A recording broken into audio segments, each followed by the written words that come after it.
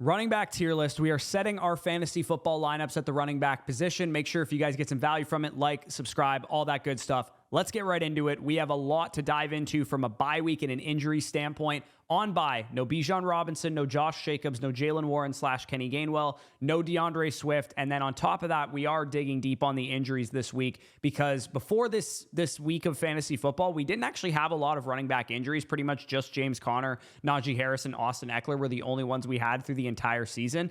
But we got a lot of guys out, so let's get into it. Chuba Hubbard out with a calf injury. Rico Dowdle is going to get the start. Hubbard likely out for a few weeks, so you'll see where I have Rico Dowdle ranked in my rankings. Of course, Bucky Irving out with a foot sprain. Rachaad White likely getting the start. Sean Tucker maybe a decent low-end flex play this week. Bucky Irving probably has a chance to play next week, but he could end up being out. Trey Benson out for the next 4 games at least, probably upwards of 6 to 8 based on a lot of the fantasy doctors' reports here. With a knee injury in his absence, Amari DiMercato, the pass-catching running back, probably gets a nice upgrade, and Michael Carter, the former Jet once upon a time, probably sees a good amount of work. I prefer DiMercato of the two of them. He's been more efficient. He had a role before that injury, so we'll see what happens in that backfield. You'll see where I have them ranked as well.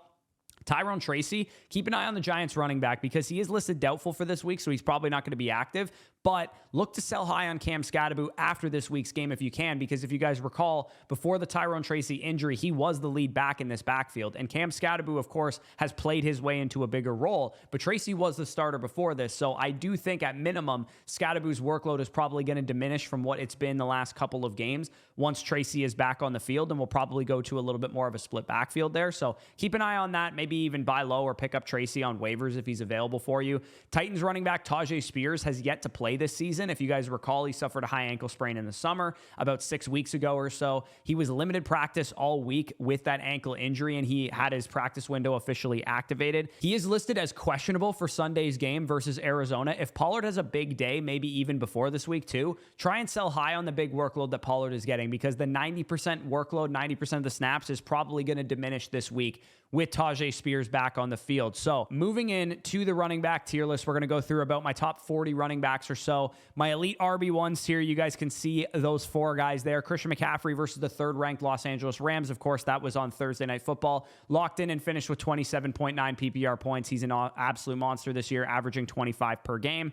Jahmyr Gibbs versus the 29th-ranked Cincinnati Bengals. A great matchup for him. The Lions are implied for 30 points in this one. Gibbs, the RB4 over the last 2 weeks. And the Lions, although they struggled a little bit against Cleveland in the first half, it's going to be rest and piss to Cincinnati after this one. I think the Lions take care of business easily. Saquon Barkley versus the Denver Broncos. Good buy low right now because I think this will be the game where he finally breaks that long run. The Broncos are allowing 4.6 yards per carry to running backs this year. Saquon faced back-to-back tough matchups up the middle with the Buccaneers and the Rams, and the Eagles are at home, and I do expect a Saquon Barkley bounce-back game. So while he's producing as the RB13 in points per game, just under 16 points per game in PPR leagues, go and send out some offers for Saquon Barkley. Running back 4 for me on the week is Jonathan Taylor versus the 10th-ranked Las Vegas Raiders. The Raiders aren't giving up a ton on the ground. I do think this will probably be an air game for Danny Dimes and co., but definitely some scoring opportunities for Jonathan Taylor. Moving in to the A tier of running backs, my RB1s tier,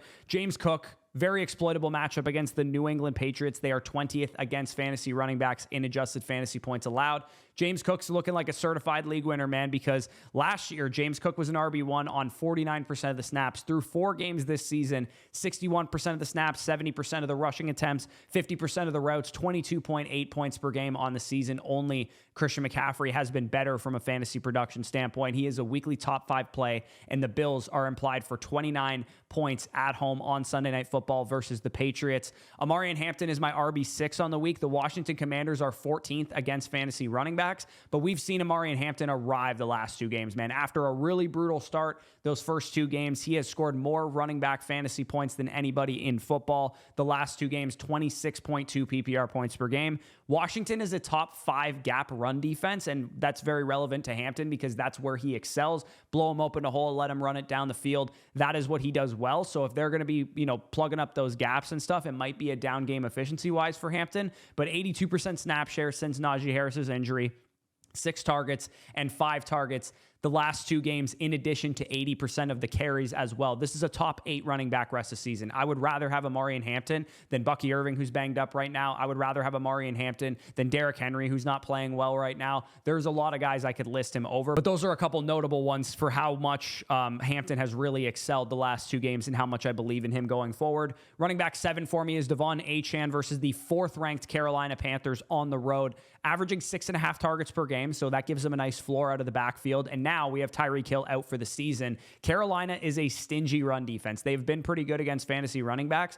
They rank 4th in adjusted fantasy points allowed to the running back position, but they have actually allowed the 10th most running back rushing yards in the NFL this year. So Devon Achane, maybe he breaks loose for a long one. Regardless, you know what you're getting out of him. Lots of pass catching work. Ashton Jeanty is my RB8 on the week versus the 6th-ranked Indianapolis Colts. We saw Jeanty arrive last week, too. Those rookie running backs really starting to come into form. 33.5 PPR points, RB1 overall on the week, and the Michael Myers stance absolutely back and here to stay. The Colts are 4th worst in success rate in yards per carry allowed per data Roma against zone runs. And that is primarily what Jeanty runs. He's 66% of his runs coming from zone blocking concepts, which is 9th in the NFL. So it is a good matchup schematically for Ashton Jeanty versus the Colts, although they are generally pretty good against fantasy running backs.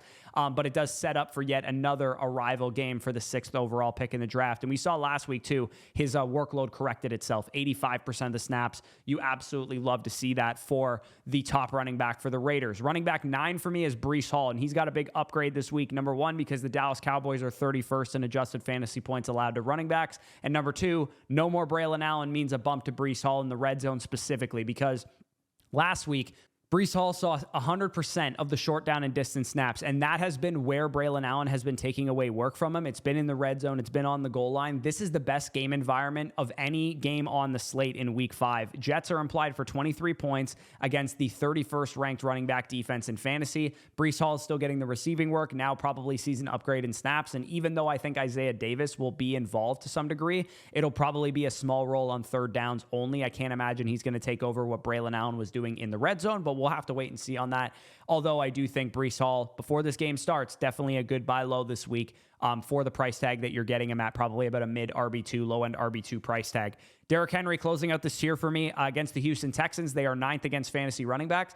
My thing for Derrick Henry this week, even though he doesn't have Lamar Jackson, I think he's just going to get fed carries, and he's been quite bad outside of a few long runs this year. In week 3, he had a long run. In week 1, of course, against the Bills, he had a pretty good game. No Lamar means 20-plus carries for Derrick Henry. And despite Houston's defense being so strong versus the run, I think that Derrick Henry can just get there on pure volume. So again, the workload has not been great. Justice Hill's been involved because he hasn't been efficient. But I do think this is going to be a very close game. I think that the Ravens could win this game. We'll see what happens. They are at home against Houston, and they need to win badly to kind of keep pace and save their season, so to speak. Moving into the next tier of running backs, we have the high-end RB2s. Lots of great plays in here. Cam Skattebo at the New Orleans Saints. They are 15th against fantasy running backs. Again, going back to what I said about Tracy, I would use this week as a sell-high opportunity on Cam Skattebo. He's got a great matchup against the Saints. There's no Tyrone Tracy, presumably, for this game until next week or maybe week 7 when he comes back. Take advantage of the huge workload he's getting. He had 25 carries last week and a 75% snap share, and he should probably get another big workload again. But when Tracy returns, I do think that's going to disrupt his workload. Whether he's still the starter or Tracy's the starter, I don't exactly know. But what I do know is that he's probably not going to see 25 carries and 75% of the snaps if Tracy is healthy. So Cam Skattebo, he's a dual threat back, 25 carries last week, 8 targets the week before that against the Chiefs. I like him to go higher than his 87.5 total yardage projection over on Underdog, and we're going to be building out a nice pick'em entry with a couple of these mid RB2s that we have here. Kyren Williams, RB12, locked into my RB12 on Thursday night. Truly one of the best games of his entire career. After the Blake Corum fumble, he saw 92% of the snaps and scored 31.1 PPR points. I would maybe try and sell high on Kyren Williams after this week because I don't think that Corum will be that uninvolved. He fumbled and then he got benched pretty much after that. So we'll have to wait and see what happens with Kyren Williams, but a great game nonetheless on Thursday night. Lots of receiving work and all that.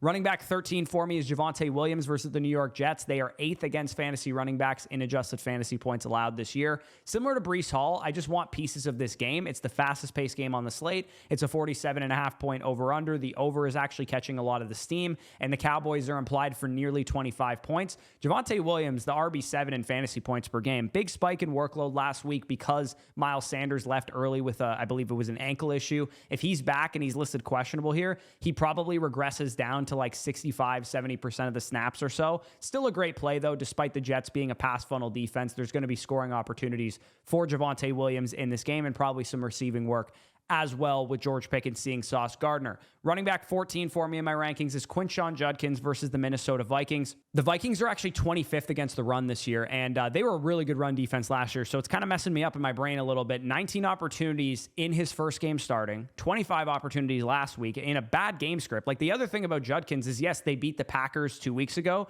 but last week they were losing most of that game to the Detroit Lions, and Judkins still saw 25 opportunities in that game. He's just too good not to get the ball, and the Browns offense is kind of inept and doesn't have a whole lot of talent on it, so it makes sense that they're just feeding him the ball. He can't be ranked outside the top 15 running backs on any given week, especially with how much carry volume he's actually getting.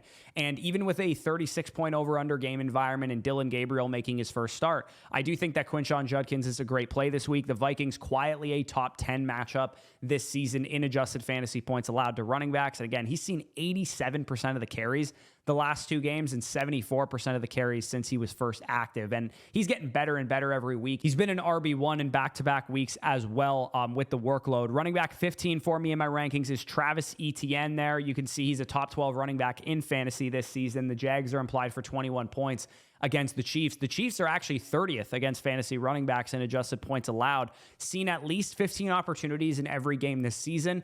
I will say Travis Etienne has lost his long down and distance, 2-minute drill, target share kind of stuff, because since the team traded away Tank Bigsby and got LaQuint Allen and Tootin more involved, they have been using Travis Etienne as more of an early down back as opposed to a guy that was going to be used on third down and long down and distance. Currently, he's RB11 in fantasy, but with a big game, I think you might be able to sell high on him and tier up to somebody, maybe an Amarian Hampton, a Derrick Henry, a Josh Jacobs, somebody like that. Sharps like the over in this Monday Night Football game. 46.5 is already a high total to begin with, so I really do like Travis Etienne to probably find pay dirt and have a decent performance. Rico Dowdle is my RB16 on the week. Now, this is the first guy that I definitely need to kind of defend myself on, because Chuba Hubbard would probably be ranked this high as well if he was playing in this game. The Miami Dolphins are 16th against the run, but they're one of the worst defenses overall against the pass, so you can probably move the ball at will in this one. No Chuba Hubbard for the Panthers this week, maybe next week as well. So I would say Rico Dowdle, 0 RB bros, are going to have a guy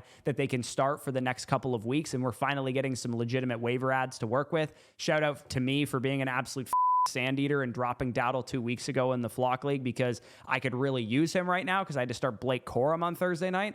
But regardless, Dowdle was a startable RB2 last year for Dallas. You guys can see 71% of the snaps, 73% of the carries, and he was genuinely good last year when he got the workload. Top 16 running back over that stretch. Dowdle is a must-start for me this week. Panthers and Dolphins should be points in that game. The Panthers are at home. Somehow they're not favored. I think the Panthers' money line is one of the freest locks of this weekend, to be honest with you. And I also really like Dowdle rushing yards as a nice one as well. So I like him to go higher than 61.5 rushing yards. I do think he's going to have a nice performance and a lot of volume in this game. Running back 17 in my rankings is also another one of these replacement guys, Rachaad White against the Seattle Seahawks. It's a tough road trip for the Bucs. They got to fly across the country to Seattle. They are 12th against fantasy running backs.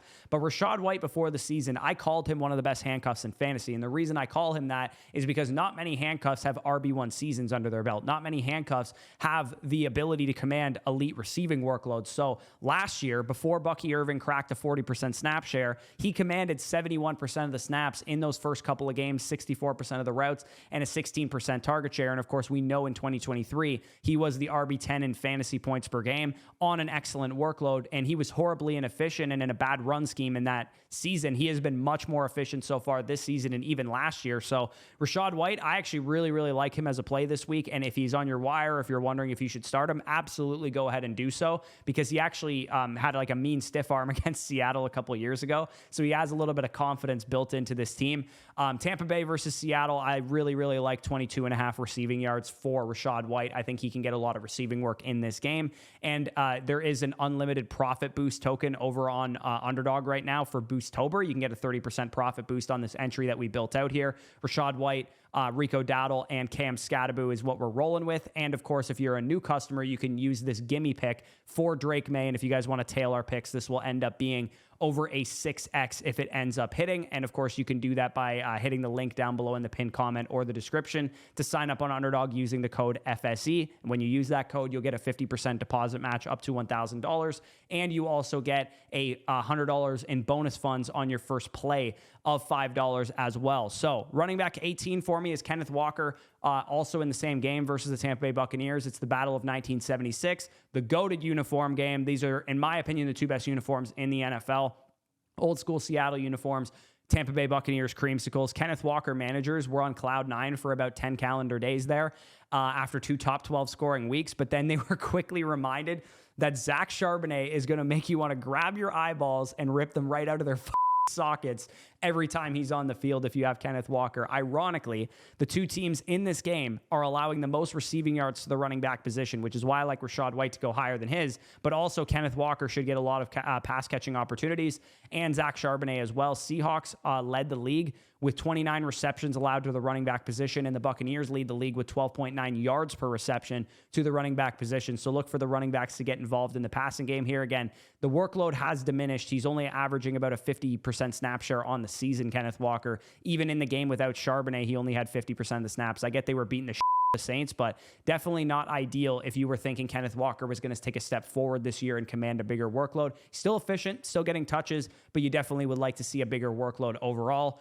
Running back 19 for me is David Montgomery at the Cincinnati Bengals. Montgomery games, I feel like I'm the Montgomery whisperer. Every single time I think a big Montgomery game is coming, I'm always, beating the drum for this guy. 29.5 PPR points per game in the game against the Ravens 2 weeks ago, but 1 point last week against the Browns. It's pretty easy to tell when Montgomery's going to have a good game. It usually involves a very good rushing matchup, what the Ravens were in that game. A 53.5 point over-under in that game was easy to see coming. Last week, the Browns, a top 5 defense in football, not a Montgomery game. But this week, fortunately, the Bengals are 10.5 point underdogs to Detroit, and the Lions are implied for 30 points. This is definitely a David Montgomery game, and he's probably going to find the end zone in this one. Moving into the next tier of running backs, we have J.K. Dobbins as my RB20 at the Philadelphia Eagles. He did lose some work last week. He's the RB15 in fantasy right now, and I would say it would be smart of you guys to sell high on him before R.J. Harvey becomes a bigger part of this backfield. The Philadelphia Eagles are 22nd against fantasy football running backs. Maybe it was a game script thing because the Broncos were winning easily against the Cincinnati Bengals on Monday Night Football, but I would definitely make it a point to showcase what he's done so far and go, oh, J.K. Dobbins plus whatever overperforming wide receiver you have, try and tier up to a solidified RB or try and tier up to a solidified wide receiver. I'm definitely still starting him this week versus Philadelphia, but it wouldn't shock me if we do see him lose a little bit more snaps to RJ Harvey as the season goes along, and specifically this week because it could be a game that the Broncos are playing from behind in. Running back 21 is Alvin Kamara for me versus the 32nd ranked New York Giants, so the worst run defense in football. Kamara quietly has been really ass this year for fantasy. You've been starting him every single week because he's Alvin Kamara, but he's only RB26 in points per game, and he hasn't really had a big game yet. 3.9 yards per carry, just a 44.8 receiving grade per PFF, and only 15 targets on the season. That's been his bread and butter. Alvin Kamara last year was a PPR scam. 21.5% target share, 80+ receptions. That's how he got there. And this year, his target share is down to over 10% to a 10.6% target share total. And it is possible at some point this season that Alvin Kamara is traded from the New Orleans Saints. It would be good because he'd probably go to like the Chiefs or the Bears, the Cardinals or something like that, which are better teams. But Kendre Miller saw 11 carries last week and a red zone touchdown. And Kamara, after another bad week on the ground, may need to be discussed as a guy that we can't really trust as an every week starter, more of a guy that you're going to flex or use as like an RB3 or whatever until he maybe gets moved to a different team, because Kamara just isn't really playing that well at this point in time. So maybe it'll turn around this week. It's a great matchup, like I said. Hopefully he does have a big game, but I am a little bit worried about Alvin Kamara. If you guys have him, maybe even see if you can, if he does have a good week this week, maybe you could see if you could sell high on that name value that he has. Running back 22 in my rankings is Jordan Mason versus the Cleveland Browns. Mason's getting the groundwork, but Xavier Scott actually took away all of the routes and all of the targets last week, even though the Vikings were playing from behind. I do think that's a worry that you have to factor in for Jordan Mason because Aaron Jones will be back pretty soon. So another guy that I would probably try and sell high on if you can. They're 3.5-point favorites against a third-round rookie quarterback in this game. So I would imagine the Vikings win, and I would also imagine because they've been in London a lot longer than Cleveland, they're going to feel a little bit more up to the challenge because they've been in Europe's time zone for like a week and a half now. So despite the tough matchup, it should be an easy 15-plus carries for Jordan Mason. Again, if he has a good game here, you should probably look to sell high on him because Aaron Jones is first eligible to come off of IR in week 7 against, I believe, the Chargers is who they play in that one. So I definitely feel pretty confident that Jordan Mason is not somebody you want to be holding on to long term. If you need wins, find the 0-4 team or the 1-3 team that could use a guy like Jordan Mason there and try and sell and tier up to a guy that you can feel better about long term. Running back 23 for me is Chase Brown versus the Detroit Lions. They are 23rd against the fantasy football running back position. Chase Brown's been frustrating, man. They're 10.5-point dogs in this game. Chase Brown and the offense have been pretty bad. I mean, Jake Browning, can we get anything out of you? Like, what the hell is going on with this guy? He was pretty good in 2023 when he started, but through 2.5 games of him being the starter, he has shown us absolutely nothing. No signs of life for this Bengals offense. And Chase Brown, 10.1 fantasy points last week. 6.0 fantasy points the first game, first full game with Jake Browning. This is just not great. He hasn't had double-digit fantasy points or even a top 24 scoring week yet this year outside of week 1 when Joe Burrow was playing. So Chase Brown, not been efficient, still getting the workload. And I do think that generally this team is a buy. Like I'm into Jamar Chase at cost. I'm into T. Higgins at cost. I'm into Chase Brown at cost right now. And by at cost, I mean what their new price is without Joe Burrow, because Chase Brown before is obviously not the same price as Chase Brown now on the open market. If you can buy him for a high End RB3 price tag, if you can buy T. Higgins for wide receiver 3, wide receiver 4 price tags, Jamar Chase for high end wide receiver 2 price tags, I'm buying into all those guys. But Jesus, man, let's see some real production out of this offense. Woody Marks is my RB24 on the week at the Baltimore Ravens. Woody Marks took over the Texans backfield last week. I would rank him higher. I just want to know if it was real. I want to know if this was a result of them getting a young player more touches because they were wiping the Titans and they didn't score any points. Or is this that they're getting this young guy reps and that's going to continue going forward? So we'll keep that in mind with Woody Marks. I don't want to put the cart before the horse and just fly him up my rankings, assuming he's going to get a 60% workload and 36% targets per out run again. He might, but I'm just a little bit worried about that. Baltimore's an easy matchup. No Lamar. Texans should dominate the time of possession. Running back 25 in my rankings is Tony Pollard. Again, keep an eye on him on your open market. See if you can sell high on him before this week, because if Tajay Spears plays, which he is pacing to right now, say goodbye to 89% of the snaps for Tony Pollard. 7.5-point dogs. Let's see if the Titans can at least score a field goal this week. That would be nice. But I do think this is going to be yet another grisly loss for them, and Brian Callahan will probably get fired. So not great in Tennessee at the moment. Closing out this tier, I have Trevion Henderson at Buffalo, 18th ranked against the fantasy football running back position. Now, mini rant on Mike Vrabel, because they asked him in a press conference this week, how would you emulate James Cook? How do you prepare for him? And I'm not even you. Mike Vrabel said, if we had somebody like James Cook, we'd probably be using him a lot. I can't even tell if he's trolling at this point, because they do have somebody like James Cook. His name is Trevion Henderson. So for what it's worth, Henderson isn't playing at a super high level. He's doing some rookie stuff. He's making some mistakes at times. Hopefully, as a situational back, he can continue to produce. This is a good matchup for him. But we need him to get a bigger workload here, man, because 48% of the snaps in week 3 after the fumbles was great, but then he regressed down to 29% of the snaps in week 4. And it sounds like Mike Vrabel likes using this carousel of running backs with different roles. So until Trevion is undeniably the best running back in the backfield, I think this is going to continue. So for those of you guys that are like buying into Trevion Henderson, thinking this is going to be the week or next week's going to be the week, we could be waiting longer, man. It might be week 8, week 9, week 10 when this guy finally cracks a 50% snap share. But regardless, I do think he's still a decent guy to throw out there, get 10, 15 touches. He's efficient. He can break long runs and that kind of thing. But I would be a little bit worried about Trevion Henderson as an every week starting asset because I don't think that's necessarily what he is at this point in time. So moving into the D tier of running backs, these are more like your high-end flex plays, high-end RB3s. Amari DiMercado, of the 2 Cardinals running backs, because they're both in this tier, so I can kind of group them together, is the one that I prefer. Amari DiMercado last week when Trey Benson was kind of banged up, played 41% of the snaps. And of course, we know that he is going to be the pass catcher. And in PPR leagues, the pass catcher is obviously the one that's more valuable. It is against the Titans, 28th ranked against fantasy running backs and the worst team in football. So it's possible that the guy who gets the groundwork is actually the more valuable guy this week, which would be probably Michael Carter. But we don't know if Bam Knight's going to be involved. We don't know how much groundwork DiMercado is going to get. I think DiMercado is just the best running back in the backfield. So that's why I'm starting him this week, if you want my honest answer. And I do think I wouldn't go crazy with him. He's like a flex play, but at RB27, he's definitely a viable start for those of you guys that need one. I'm personally starting him in my home league in place of Bijan Robinson, who is on bye.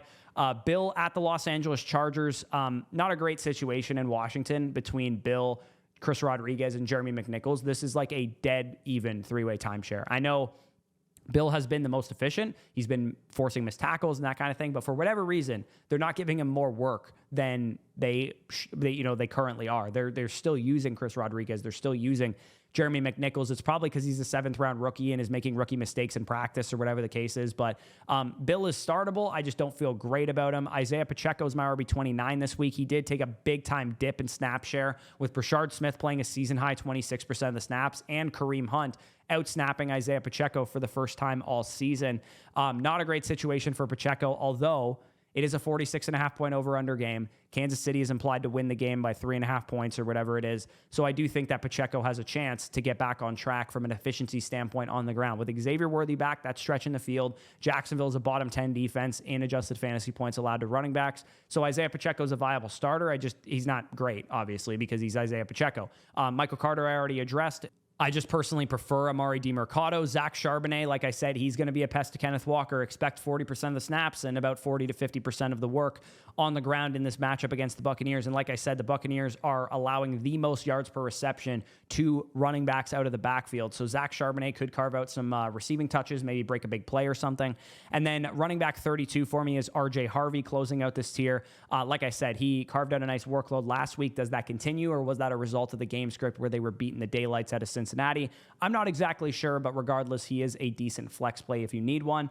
And then moving down to the kind of E tier of running backs, the next group, these are all desperation plays. Like, I wouldn't be comfortable playing any of these guys unless you absolutely had to. But Byshell Tootin could be a negative game script against the Chiefs. He's getting some receiving work. Ramondre Stevenson still has a role in this Patriots backfield, and it is a game environment that expects a lot of points. I believe it's the highest over-under of 49.5 on the slate, and the Patriots are implied for 20.5 of those. Nick Chubb, like I said, was that a result, that Woody Marks workload, of the game being out of hand, and that's why they gave Woody Marks the touches? Maybe Nick Chubb gets more carries than people think. Kareem Hunt, again, Jacksonville, an easy matchup to exploit on the ground, and Pacheco is no prize by any means. Sean Tucker, like I said, Rachaad White is probably going to get 60, 70% of the touches, but Sean Tucker might have a role in that backfield, and who knows, maybe it'll be closer to a 50-50 split. Justice Hill, big game last week. Justice Hill and the Ravens could be playing from behind against the Texans. The Texans are favored in that game, and Cooper Rush definitely looked towards Justice Hill out of the backfield. Blake Corum locked in here at Thursday Night Football. Of course, he may have had a good game. We don't know. It looks like he got benched after fumbling, so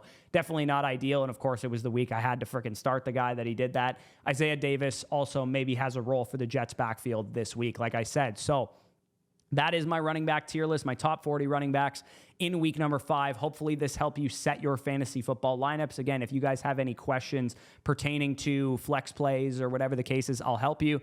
But of course, the answer, if it's just straight running back for running back, is on your screen right now. I have them ranked in order of how I would start them. The guys within the same tier are pretty similar starts. So whatever it is that you need, maybe you are in a PPR league and that bumps up one guy. Maybe you need more ceiling play and that bumps up another guy. This is how I would start the running backs this week if it were my decision on every single one. So So with that being said, we are going to check out of here. If you guys want to tail our underdog pick'em entry, I'll throw it back on the screen one more time. Like I said, if you are new to underdog, play $5, get $100 in bonus funds, 50% deposit match for using the promo code FSE, a gimme pick of Drake May on Sunday Night Football. Check that out. That is linked down below in the description and in the pinned comment. Leave a like if you enjoyed this video, subscribe to the channel if I helped you set your lineups this week, and comment down below any of your thoughts. But with that being said, peace out, and I'll talk to you soon.